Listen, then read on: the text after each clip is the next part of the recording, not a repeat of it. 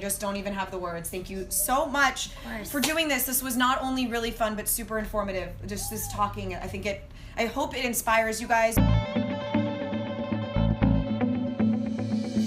Hey guys, welcome back. So Jeannie and I made an incredible DIY, which you can see in the last video, but now we're gonna chat. It was the best of your videos. Maybe, but now we're gonna talk. We're gonna talk for just a minute. And this is real life because we actually try to like get together all the time. Jeannie is one of those great people who knows how difficult it can be to stay in touch. So she actually creates for herself like calendar reminders to reach out to certain people. Yes. So I consider myself very lucky that I get some of those calendar reminders from her, and she'll reach out just to kind of see what's going on. You and I first met on a show called Fashion Star. Yep, on the set of Fashion Star when you were, and still are, a budding fashion designer, and I was able to come on and learn your story and kind of take you through the whole like arc of what it means to build your business and on TV.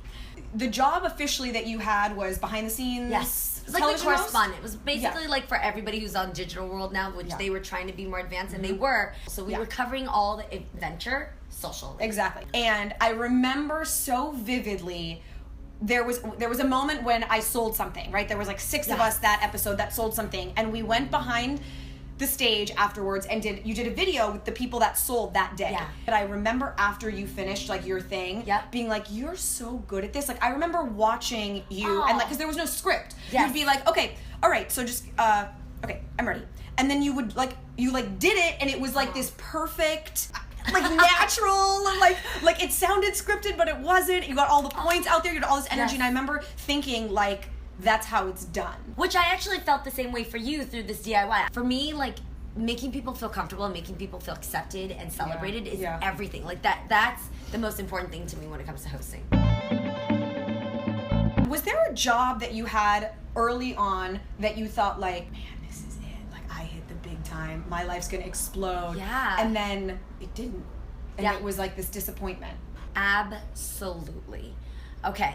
I distinctly remember wanting to host because I lived in a 3-bedroom house with 15 people because my parents immigrated everybody over once we kind of had solid jobs and we had enough money. We brought them all over. So there's Jeannie Mai like running around this 3-bedroom home and always hosting. Grandma, teach us the word that you learned. Kids, come over here, you're gonna have a burrito for the first time, and like just making everybody feel like they're accepted. So that was like my first like, I get why I'm gonna be a host. I want to just make people feel celebrated. I want to make them feel included. Yeah. So when I got a really big job on a major network, should I say who it is? I'm thinking. If you can. Yeah. If you're allowed. Yeah. So when I got my first job on a major network where I was going to be in every single person's home, it was next to a really big known name. I was like, this is it. This is like the show where you're in primetime. You're not in cable anymore because for years I've been doing How Do I Look, which was still amazing, but you're in primetime now. And I got this job. I was Jeannie Mai, like, hey, yeah, I'm about to read this and put my own Jeannie zhuzh into it. Cut everything. We don't want you to be that. We just want you to read the script. And the script was talking about the Kardashians, talking about who slept with who, and leaving the teases. So the teases in TV is like, make them suspect it's the worst scenario ever so that you stay tuned, even though I'm lying to be like, and he was out last night with another woman. Stay right there. You know, it's like... Yeah, and then you come back and you're like, but it was his sister! Yes. It's all good! You're like, totally. So you realize, you're not very good at, like, lying. So what would happen, though, is I had a 4-year contract, which is a dream. When you're locked in, they pay you a certain amount, and you're solid. You've got, like, you can pay your bills, you know, you can buy that car, whatever. But 1 year in, I turned really different. And what you'll learn very quickly is if you're not doing something you're passionate about and you're not being who you are, you're dulling your own shine, and it comes out in other ways. The girl that came from the 3-bedroom household with 15 people who dreamed to just make people feel celebrated was not doing that through this new job that was so dreamy. So it took a lot of balls and a lot of prayer to walk away and pay myself out. So I had to take money out of my contract to pay to get out of it in order to free myself, because they're like, you signed a 4-year contract, you're not getting out, so I had to pay to get out of it. All to say, it led me, that open door, led me to now a show called The Real, which is like taking over. Like, can I just say, by the way, that so I go into all these meetings now, like I'm trying to get something bigger, right? And I go into all these meetings, we talk about all these shows, and everyone goes, you know, no one knows anymore what's gonna work. The Real is the example I get in every meeting I go into about when it works. I'll tell you the magic on the show, because I can't speak for other shows, but the magic on The Real is that the women are spectacular. The women have never been fake. Tamara Moore-Housley, Adrienne Houghton, Lonnie Love, these are girls that really live to be the best work in progresses that we can be. And that, just like our relationship, is real. It's genuine. The second you have somebody fake or try to be something they're not, like I was for a second on that job, something breaks and it's just not connected. It's real. It's real sisterhood that really connects on TV, and so you guys are a part of it. So has there ever been a time, like, working in this industry where you were just completely screwed over by someone who was trying to get ahead and sort of stepped on you to do it? Ooh, okay. And you don't have to say who. I did now recently run into a few mean girls that made me realize I've been naive. You kind of can't walk around being so nice all the time. You gotta watch out for yourself too. So I ran into somebody where I was so nice to that person. I really wanted them to win, and even though I was getting mean girl shade, I tried so hard to make sure that person liked me, that they really knew that I wasn't threatening, that they, oh my God, you look good, you're great, you sound great, and just being the nice girl.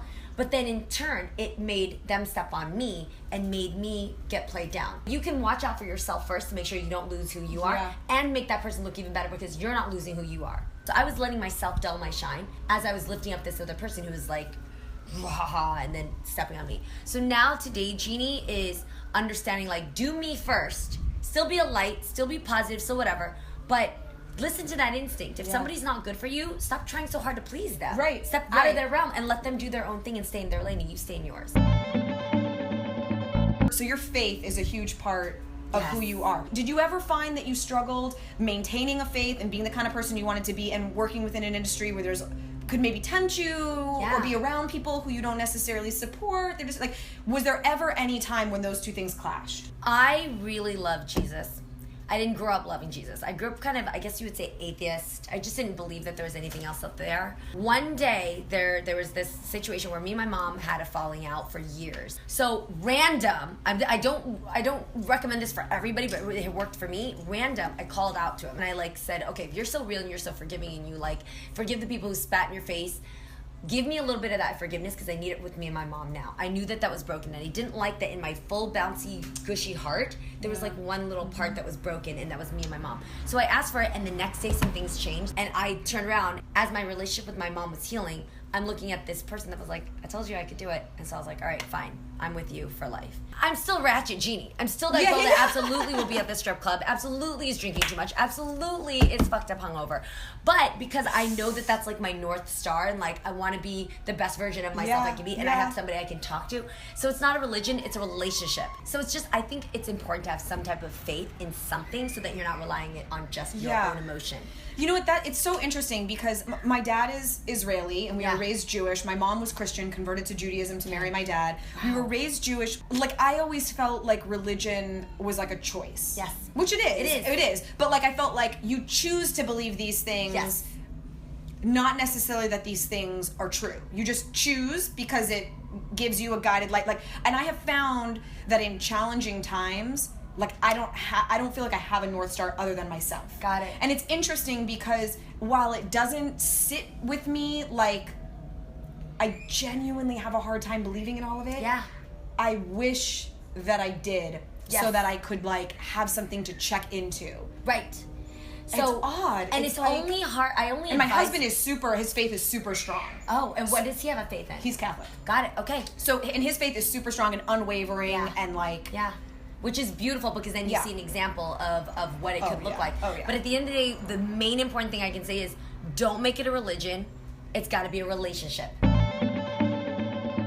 So what's the best advice you were ever given? The best advice I was ever given is that there's always somebody that's not going to believe in your worth. Don't let it be you.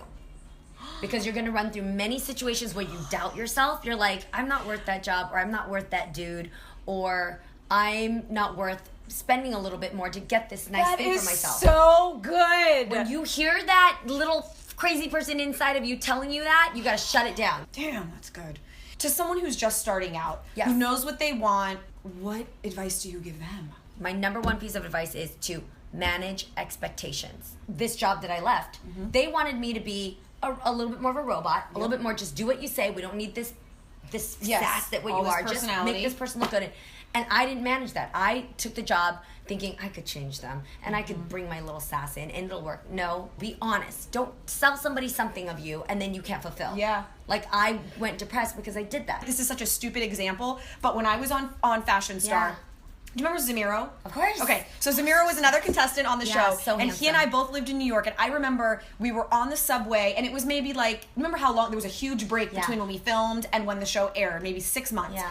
We were on the subway, and I remember he and I both being like, we're gonna be so famous, like we can't just walk down the street. Literally, the show was airing like on the TVs behind me while I bartended. Yeah. Nothing changed. My life didn't change. Nothing happened. The world didn't explode. I wasn't a superstar. I wasn't having people wanting me to design for them. Literally, nothing happened. And I remember the disappointment I felt was not because anyone promised to me all those things were going to happen. Example. It was just that I like put all my expectations on it. I felt overcome with disappointment and kind of embarrassment because you like tell everyone, oh, this big thing's happening. Like it's on NBC. I'm going to be like, and then you're like, another cocktail? Yes. Like, here you go. Yes. And it's so embarrassing. That's a perfect and you're example. mad at yourself because you let yourself get sucked into it. And really, at the end of the day, if you didn't put so much expectation that was false into that, you would have been handling those drinks and making the most with it instead of being set on the pipe dream. Yes. And for anybody out there who wants to understand a little bit further what it means to manage expectations, read one of the best books that got me through some drama that I had with Donald Trump.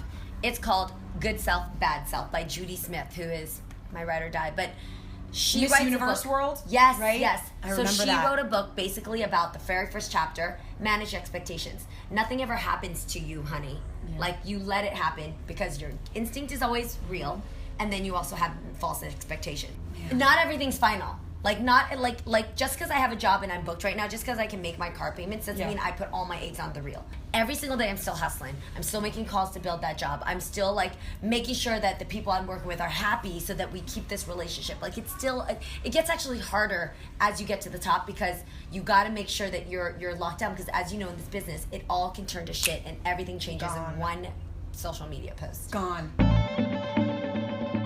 The dream situation is actually right now. Bonding with my mom was everything, and I love my mom, and I, near 40 now, see her as like this huge, amazing gift to people, so I'm writing a show with Mama Mai. So amazing gig would be to actually provide a job opportunity for my mom, to give her what she gave me. I don't even.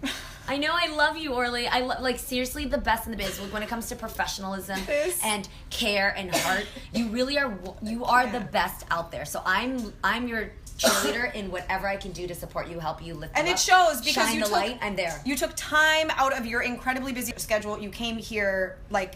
I just don't even have the words. Thank you so much for doing this. This was not only really fun, but super informative. Just this talking, I hope it inspires you guys because she has been through it and she's really, really living it and enjoying it and having fun and helping other people.